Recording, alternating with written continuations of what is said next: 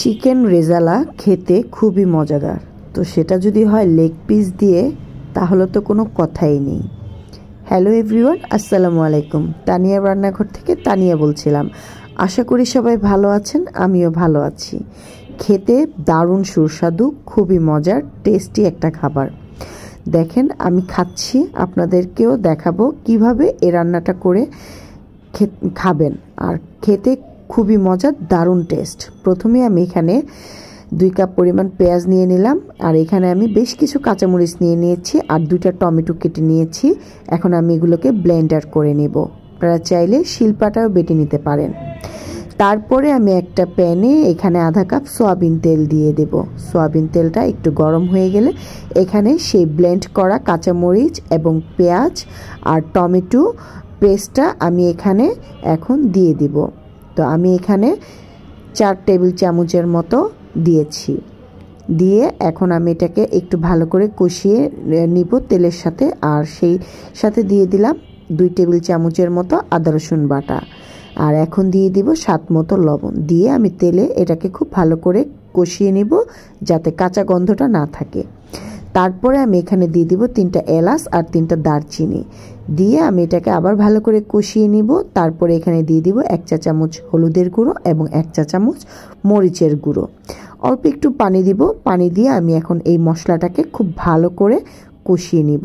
আর এদিকে আমি মুরগিগুলোকে আমি সবার আগেই টক দই দিয়ে 1 ঘন্টার জন্য ম্যারিনেট করে রেখেছিলাম, টক দই আর পরিমাণ মতো লবণ দিয়ে। তো সেটাকে এখন দিয়ে ভালো করে কষিয়ে নিব। কষানো হয়ে গেলে এখন দিয়ে দিব এখানে 1 টেবিল চামচের মতো ধনে গুঁড়ো আর 1 টেবিল চামচের মতো এলাচ দারচিনি গুঁড়ো দিয়ে এখন আমি এই চিকেনগুলোকে খুব ভালো করে এটার সাথে মিশিয়ে নেব মশলাটাকে। তো নিয়ে এখন খুব ভালো করে কষিয়ে নেওয়ার পর এটাকে আমি ঢেকে রাখবো 5 মিনিটের জন্য। চুলার আঁচটা লো আঁচে থাকবে এই পর্যন্ত, হয়তো বা নিচে পোড়া লেগে যেতে পারে। তো এখন আমি এইখানে দিচ্ছি 3 টেবিল চামচের মতো কাঠবাদাম বাটা। আপনারা চাইলে কাজু বাদাম বাটাও দিতে পারেন। তো আমি এখানে কাঠবাদাম নিয়েছি 3 টেবিল চামচের মতো কাঠবাদাম বাটা, আর হচ্ছে টক দই নিয়েছি 3 টেবিল চামচের মতো। ভালো করে ফিটিয়ে এখন চিকেনগুলোর উপরে আমি সুন্দর করে দিয়ে দিব।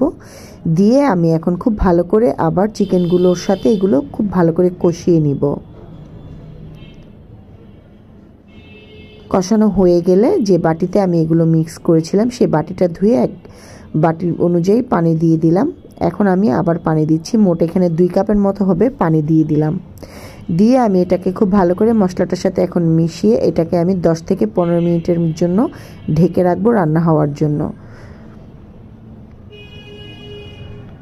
তো 10 থেকে 15 মিনিট পরে এসে ভালো করে নেড়ে চেড়ে দিয়েছি। দেখলাম আমার মাংসটাও সেদ্ধ হয়ে গেছে আর গ্রেভিটাও ঝোলটা শুকিয়ে আসছে। তো তখন আমি এখানে দিয়ে দিলাম 2 টেবিল চামচের মতো গুঁড়ো দুধ আর 1.5 টেবিল চামচের মতো ঘি। দিয়ে আমি এখন এটাকে খুব ভালো করে নেড়ে চেড়ে 5 মিনিটের জন্য চুলার আঁচটা লো আঁচে রাখবো। তেলগুলো যখন ভেসে উঠবে তখন আমি এটাকে নামিয়ে সার্ভ করে নিব। আমার রান্নাটা ফুল কমপ্লিট হয়ে গেছে। তো আমি এখন এটাকে নামিয়ে নিব। আমার রান্নাটা কমপ্লিট হয়ে গেছে। এরকম তেল ভেসে উঠলে নামিয়ে নেবেন। আপনারা চাইলে সোনালী মুরগি দিয়েও করতে পারেন, চাইলে ফার্মের মুরগি দিয়েও করতে পারেন। আমি ফার্মের মুরগি দিয়েই করেছি, ব্রয়লার মুরগি দিয়ে।